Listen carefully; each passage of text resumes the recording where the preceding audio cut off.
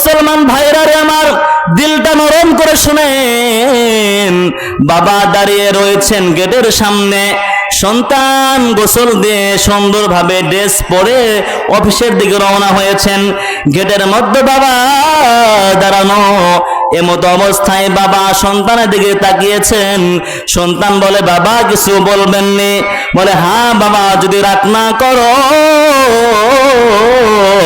তাহলে কিছু বলতে চাই, একটা কথা বলতে চাই। কি বলবেন বলেন বাবা?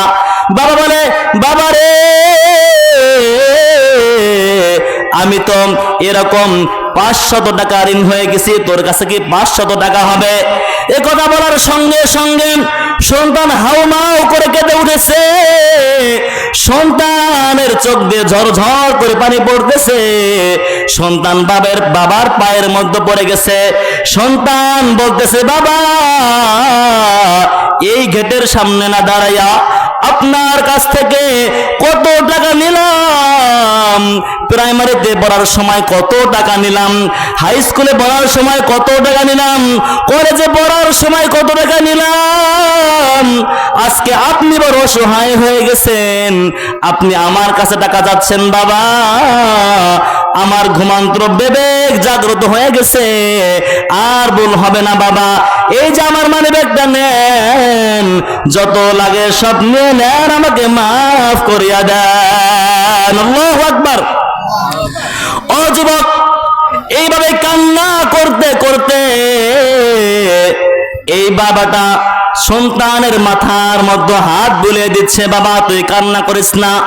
সন্তান বলতেছে, বাবা তোমারও যে প্রয়োজন হয়, তোমারও যে টাকা লাগে, এই বিষয়টা আমি জানতাম না। আমার বিবেকটা ঘুমন্ত ছিল, আমার বিবেকটা জাগ্রত হয়ে গেছে। আজ থেকে ওয়াদা দিলাম রে বাবা, সামনের দিনগুলিতে বেতন পাওয়ার সঙ্গে সঙ্গে পুরো টাকাটাই আপনাকে দিয়ে দিব।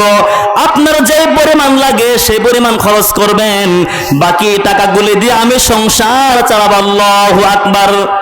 মুহতারাম হাজিরিন, সকল ভাইয়ের মধ্যে আল্লাহ পাক রব্বুল আলামিন এই ভাইয়ের মধ্যে বরকতের দরওয়াজা খুলিয়া দেয়। আল্লাহু আকবার।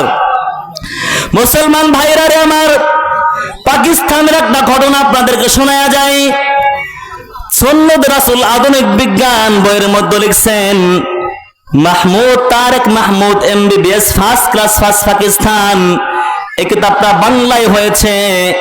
এরপরে চোখে দেখা কবরের আযাব, তারেক জামিল হাফিজাহুল্লাহ তিনি তার এই কিতাবের মধ্যেও লিখেছেন। যদি আপনারা এই কিতাবটাও যদি আপনারা ক্রয় করে পড়েন, এই ঘটনাটা পেয়ে যাবেন। পাকিস্তানের মধ্যে, ও পর্দার আড়ালের মা, কথাগুলি খুব ভালো করে শুনবা মা, তোমার জন্য এই কথাগুলি বলছি। পাকিস্তানের মধ্যে একজন মা তার বিবাহ হওয়ার পরে, একজন সন্তান হওয়ার পরে মার স্বামী দুনিয়ায় থেকে বিদায় নিয়ে চলে গেল। বিদায় হবার পরে এই সন্তানটা দিন দিন বড় হতে লাগলো। একবার যাই হাঁটি হাঁটি পা পা করে সন্তানটা বলে কাজকর্ম করতে লাগলো। মা দেখিয়ে শুনিয়ে সন্তানটাকে বিবাহ করিয়ে দিল। কিন্তু দুঃখ আর আফসোস আর পরিতাপের বিষয় হলো, যেই দিন মা পুত্রবধূকে ঘরে নিয়ে আসলো, ওই দিন মায়ের কপালে বলে এমন একটা পরিস্থিতি হলো যে তার জীবনের একটা দুর্যোগের অধ্যায় রচিত হয়ে যায়। মুসলমান ভাইরা রে আমার, এই মা পুত্রবধূকে খুব ভালোবাসে, কিন্তু পুত্রবধূ কোনোভাবেই মাকে মানতে পারে না, তার শাশুড়িকে মানতে পারে না। সব সময় টক ঝক লেগেই থাকে। অনেক ক্ষেত্রে দেখা যায় শুধুমাত্র পুত্রবধূর কিন্তু দোষ থাকে না, অনেক ক্ষেত্রে কিন্তু শাশুড়ির দোষ থাকে কি থাকে না? ও মুসলমান, অনেক ক্ষেত্রে দেখবেন পুত্রবধূ বাসার মধ্যে এসেছে, একটা কাঁচের গ্লাস ভেঙে ফেলেছে, শাশুড়ি এমন কহার রূপ ধারণ করে, এমন রাগ করে, এটা যে ভাঙনা বাপের বাড়ির থেকে কত দিয়ে আনছিলা, বলে কি বলে না? ও মুসলমান, ও মা, তুমি যদি তোমার পুত্রবধূকে বলো যে মা ভাঙছে সমস্যা নাই, তুমি একটা ভাঙছো, আমার সন্তান তোমার জন্য আরো 6টা নিয়ে আসবে, যদি এইটা বলে সামনে কি ইচ্ছা করে ভাঙবে? ইচ্ছা করে ভাঙবে না। কিন্তু পুত্রবধূ বলবে যে যা মা রেখে আসছি, আর একটা নতুন মা পাইছি, এমন না যে গিলাস ভাঙার পরেও সান্ত্বনা দেয়। সামনের দিন থেকে পুত্রবধূ কিন্তু শাশুড়ির দিকে খুব আকৃষ্ট হয়ে যাবে, শাশুড়ির সাথে সুন্দর আচরণগুলি করবে, শাশুড়ির সাথে টকজক করবে না, শাশুড়িকে ডাক দিবে, আরামে থাকবে। ও মুসলমান, এইভাবে শাশুড়ির সাথে সুন্দর আচরণগুলি করবে, কারণ এভাবে মিল মোহাব্বত থাকবে। আর এই যে পাকিস্তানের যে ঘটনা বলতে চাই, সেটি হচ্ছে ওই যে শাশুড়ি সে ছিল মাশাআল্লাহ অনেক ভালো, কিন্তু পুত্রবধূ তার শাশুড়িকে কোনোভাবেই মানতে পারে না, কোনোভাবেই মানতে পারে না। এক পর্যায়ে সন্তান তার স্বামীকে, ওই স্ত্রী বলে তোমার মার সাথে আমার ঝগড়া লাগে, আমি এই বাসার মধ্যে থাকবো না। সন্তান বলে আমি গরিব মানুষ, আমি মাত্র আখের জমিন কিনে নেই।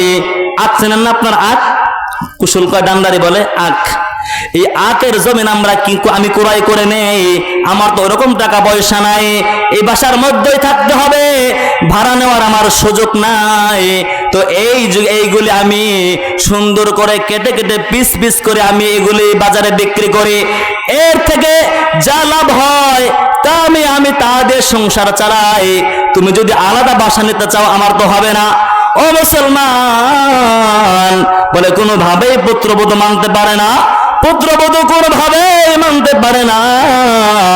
এক পর্যায়ে এরকম ভাবে সন্তান মার উপরে ঝগড়া শুরু করে দিল, মাকে অকথ্য ভাষায় গালিগালাজ করতে লাগলো, মার সাথে অশোভনীয় ভাষায় গালিগালাজ করতে লাগলো, মার সাথে খারাপ আচরণ করতে লাগলো। মা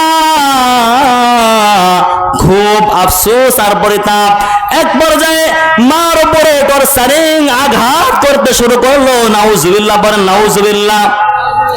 মার উপরে আঘাত করতে লাগলো, মার উপরে আঘাত করতে করতে রক্তাক্ত করে ফেলে।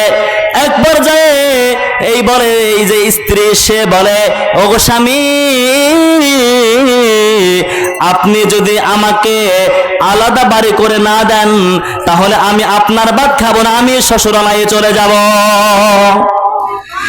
স্ত্রী যদি বলে আমি আমার বাবার বাসায় যাব, অনেক স্বামী আগে থেকেই রেডি হয়ে যায়।